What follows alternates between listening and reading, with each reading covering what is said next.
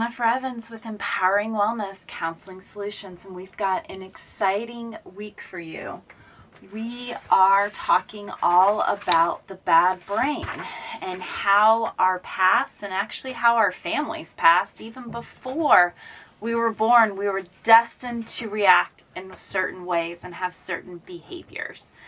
And so we are getting into what is my book, Saying Goodbye to Bad Brain. We are going through basically everything that is in here and why we act and react the way we do, and why we shouldn't find any shame to our behaviors. It all comes down to the brain is just another organ trying to survive, and so we act and react in very predictable ways. So I'm excited, and of course you can go on Amazon and buy Saying Goodbye to Bad Brain. Thank you so much. Hi, I am Jennifer Evans with Empowering Wellness Counseling Solutions. Today we are talking about building neutral cycles. So we've just talked all week about the bad brain and how there's so much implicit messaging going on, and it feels incredibly overwhelming. Like we have no agency. We're just kind of here reacting impulsively and emotionally to all the stressors that are around us. And it feels impossible and overwhelming that we would ever be able to find success given so many factors really lend against our ability to overcome the stress that comes with it. But what we're trying to understand is there is, healing is possible, that we all are going through this universally, so you are not unique or different, that there's no shame in the game. Shame will hold us back to our traumas and keep us in that emotionally reactionary state. That when we find awareness, acceptance, and action, which is the process I work through with all of my clients, whether coaching or in therapy, to overcome these processes, then we know that we are in a place of ability to find value, strength building, and growth, and stop cycling and suffering and despair.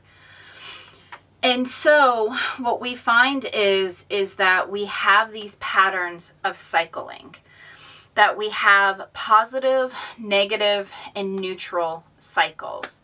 And each one can compound because there are kind of several components happening amongst the cycle that reinforces it into one direction. But when we can neutralize one part, then we neutralize the entire cycle, and we have the hope and chance of finding agency to take one positive step in a positive cycle.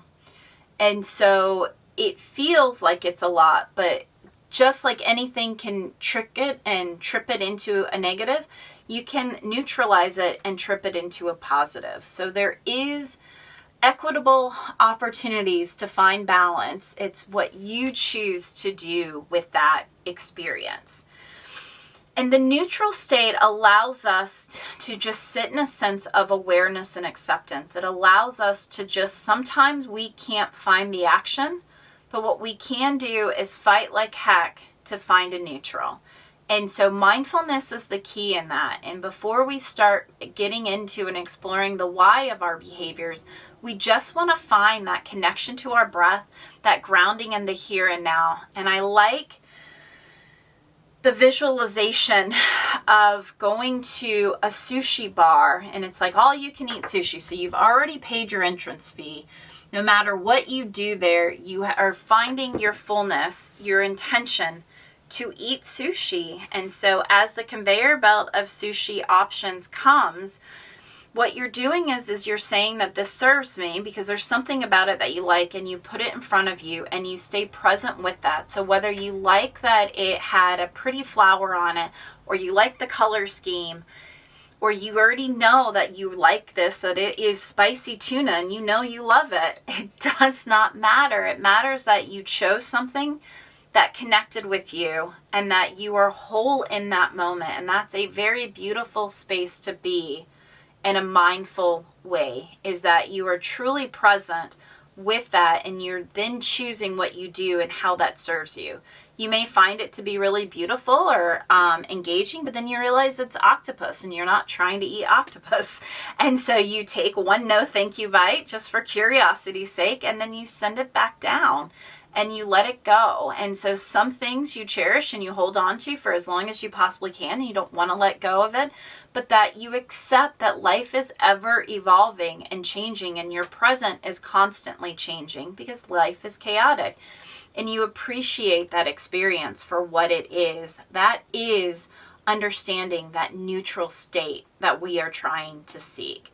And when we have that neutral state, then we can start coming into awareness and being in present awareness, which is really observing what is happening around us.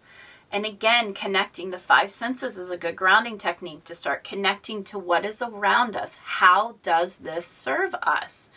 And once we've observed and we are aware, then we can start creating a pattern interruption through building positive change, through creating moments of agency. We always have, always and never is a dichotomous statement, right? I get my little spidey senses.